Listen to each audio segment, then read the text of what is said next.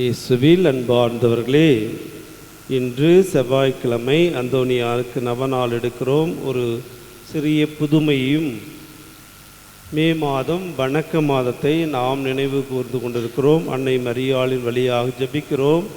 அதை பற்றி ஒரு சிறிய செய்தியும் நற்செய்தியிலிருந்து ஒரு செய்தியையும் உங்களோடு பகிர்ந்து கொள்ள ஆசைப்படுகின்றேன். அந்தோனியாருடைய புதுமைகள், நடந்த ஒரு புதுமையை உங்களோடு நான் பகிர்ந்து கொள்கிறேன். ஒரு தம்பதியர்கள், அந்த தம்பதியருடைய கணவர் வேறு மதத்திலிருந்து மனம் மாறி திருமணமானவர். வேறு மதத்திலிருந்து கத்தோலிக்க மதத்தில் இருக்கிற பெண்மணியை திருமணம் செய்து கொண்டு குடும்பம் நடத்தி குழந்தைகள் அவர்களுக்கு இருக்கின்றது. ஆனால் அந்த நபருக்கு அவ்வளவு ஆலயத்தின் மீதோ கடவுள் மீதோ யார் மீதும் நம்பிக்கை இல்லாமல் இருக்கிறார். ஆலயத்திற்கு வராமல் இருக்கின்றார். ஆனால் அவருடைய வாழ்விலே ஒரு சிறிய பிரச்சனை வருகிறது. என்னவென்றால், அவருடைய காலிலே ஒரு இரும்பு ஆணியானது குத்தி செப்டிக் ஆகிடுது. அதனால் சிறிது சிறிதாக அந்த கால் விரல்கள் எடுக்கின்ற அளவிற்கு போகின்றது.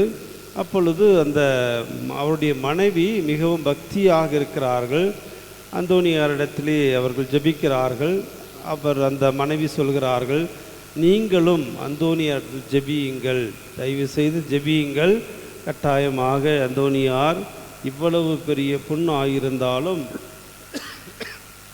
உங்களுக்கு சுகத்தை கொடுக்க வல்லவர் என்று ஜெபிக்க சொல்லுகின்றார்கள்.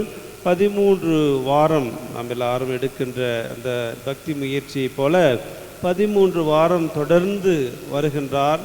ஏதோ வேண்டா வெறுப்பாக கடைசியாக அவருக்கு அந்த சுகம் கிடைக்கிறது. புண் நன்றாக சரியாக மாறிவிடுகிறது.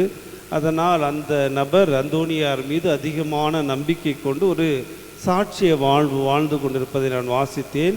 அதை உங்களோடு பகிர்ந்து கொள்ள ஆசைப்பட்டேன். எனவே அந்தோனியார் நம்முடைய விண்ணப்பங்களை கேட்டு புதுமைகள் இன்னும் செய்து கொண்டிருக்கிறார் என்பதை நாம் நம்பி அவர் வழியாக ஜெபிப்போம்.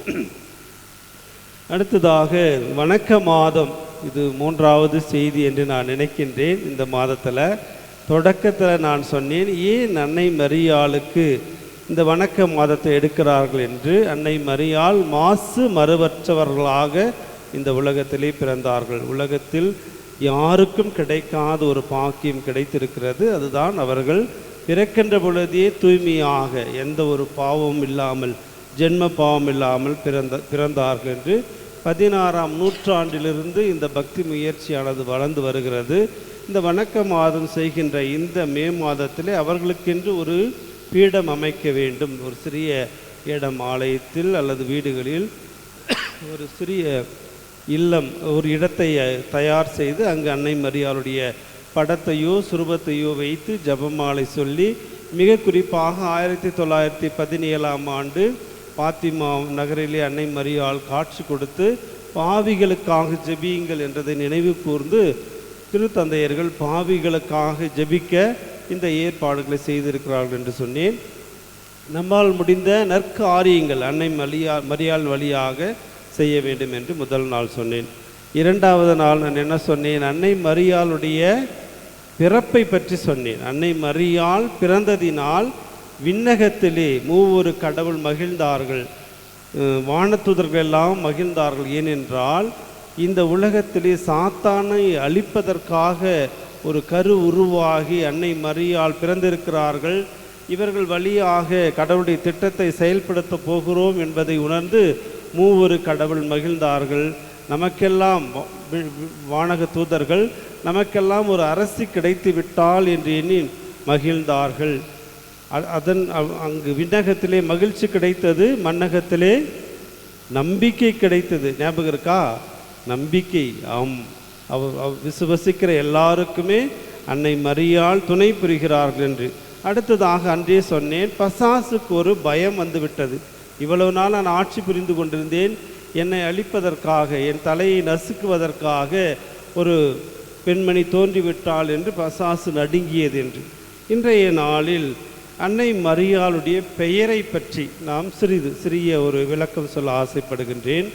அன்னை மரியாளுடைய பெயர் நம்ம எல்லாருக்கும் தெரியும். அன்னை மரியாள், கன்னி மரியாள் என்று அவருடைய பெயர் தாங்கியிருக்கிறது. பல்வேறு பெயர்களை அவர் எங்கெல்லாம் காட்சி கொடுக்கிறார்களோ அங்கெல்லாம் இடத்தில் வைத்து பெயர்களை நாம் பார்க்கின்றோம். மரியாள் என்றால் கசப்பு என்பது அர்த்தம். கசப்பு நிறைய பழைய ஏற்பாட்டில் நாம் பார்க்கின்ற மரியாள் மரியாள் என்றால் கசப்பு என்று.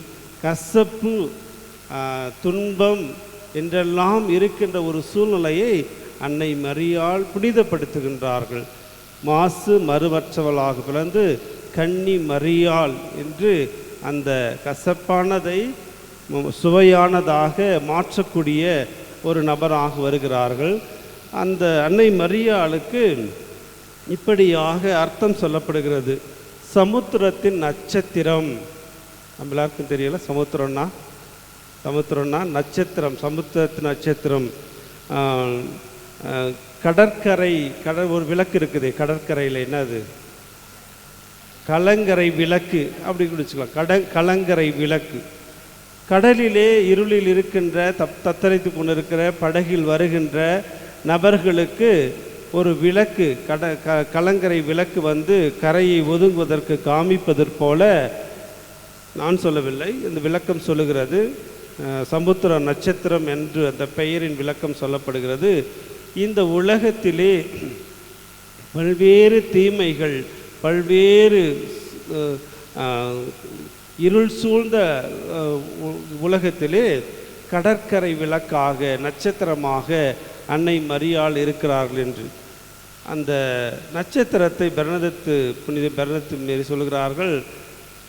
நாம் அந்த நட்சத்திரத்தை நம்பிக்கையோடு பார்க்கின்ற பொழுது அவர்கள் நமக்கு மோட்சத்திற்கு வழிகாட்டுகிறார்கள் என்று. எப்படி கடலிலே தத்தளித்து கொண்டிருக்கிற நபர்களுக்கு கடற்கரை விளக்கு வழிகாட்டுகிறதோ, அதே போல இந்த உலகத்திலே நாம் அன்னை மரியாளின் மீது நம்பிக்கை வைத்து அவர்களை பார்க்கின்ற பொழுது அந்த விளக்கானது, அந்த நட்சத்திரமானது நமக்கு மோட்சத்திற்கு வழிகாட்டுகிறது என்பதை சொல்லுகிறார்கள். இந்த உலகத்திலே பசாசானது அன்றிலிருந்து இன்று வரை ஆட்கொண்டுதான் இருக்கிறது. இருளுக்கும் வெளிச்சத்திற்கும், நன்மைக்கும் தீமைக்கும் இடையிலே போராட்டமானது நடந்து கொண்டிருக்கிறது. எனவே அன்னை மரியாள் வழிகாட்டி கொண்டுதான் இருக்கிறார்கள். இன்றைய நற்செய்தியை நாம் பார்க்கின்ற பொழுது, நான் உங்களுக்கு அமைதியை கொடுக்கின்றேன், உலகம் தர முடியாத ஒரு அமைதியை நான் கொடுக்கிறேன் என்று சொல்கிறார். ஆண்டவர் இயேசு எந்த சூழ்நிலையில் இந்த வார்த்தையை சொன்னார் என்று பார்க்கின்ற பொழுது, சீடர்கள் எல்லோரும் கலங்கி கொண்டிருக்கிறார்கள், பயப்பட்டு கொண்டிருக்கிறார்கள். ஏனென்றால் நம்ம எல்லாம் கொன்று விடுவார்கள் என்று பயப்பட்டு கொண்டிருக்கிறார்கள்.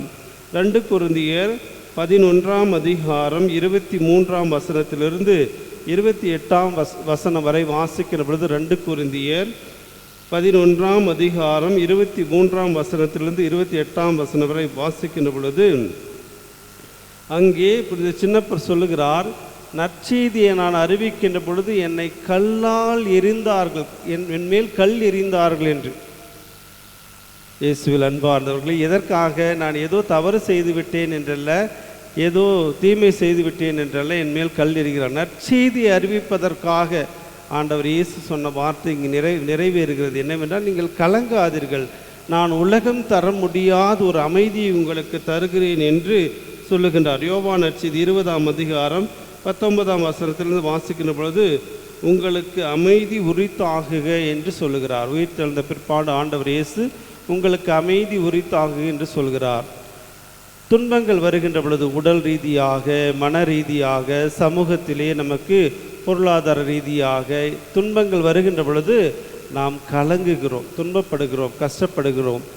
நற்செய்தி அறிவிக்கின்ற பொழுது பல்வேறு இடையூறுகள் வருகின்ற பொழுது நாம் கலங்குகிறோம். புனித சின்னப்பரும் அதை தான் சொல்லுகிறார். ஆனால் விவிலியத்திலே மிக அற்புதமான ஒரு வார்த்தை இருக்கிறது. உடலை கொள்ளுபவர்களுக்காக அஞ்சாதீர்கள். உங்கள் உடலை கொள்ளுபவர்களுக்காக, உள்ளத்தை, உங்கள் ஆன்மாவை கொள்ளுபவர்களுக்காக அஞ்சுங்கள் என்று. உடல் அழிந்து விடும், நன்மைக்காக நாம் உடலை கொடுத்தால் புனிதர்கள், மறைசாட்சியர்கள் நாம் பார்க்கின்ற பொழுது உடலை கொள்ளுபவர்களுக்காக அஞ்சவில்லை, ஆன்மாவை கொள்ளுபவர்களுக்காக அஞ்சுகிறார்கள். ஆண்டவர் இயேசு இதை தான் சொல்கிறார், நான் உங்களுக்கு அமைதியை தருகிறேன். அந்த அமைதி உடல் அளவில் அமைதி அல்ல, உள்ளத்திலே உங்களுக்கு உரத்தை, உங்களுக்கு தைரியத்தை, உங்களுக்கு உள்ளத்தில் இருக்கின்ற அந்த ஒரு சக்தியை நான் தருகிறேன் என்று சொல்கிறார். நம்முடைய வாழ்வு கடவுளோடு இணைவதற்காக தான் இருக்கிறது. ஞாயிற்றுக்கிழமை கூட நான் சொன்னேன். அதனால் உள்ளத்திலே நாம் உறுதியோடு இருக்கின்ற பொழுது அந்த அமைதி நம்மில் இருக்கும். எத்தனையோ தடைகள், எத்தனையோ சூழ்நிலைகள் வந்தாலும் இந்த உலகத்திலே உள்ளத்திலே நான் கடவுளோடு இணைந்திருக்கின்ற பொழுது அந்த அமைதி, ஒரு சாந்தி, ஒரு மன நிறைவு நமக்கு கிடைக்கும்.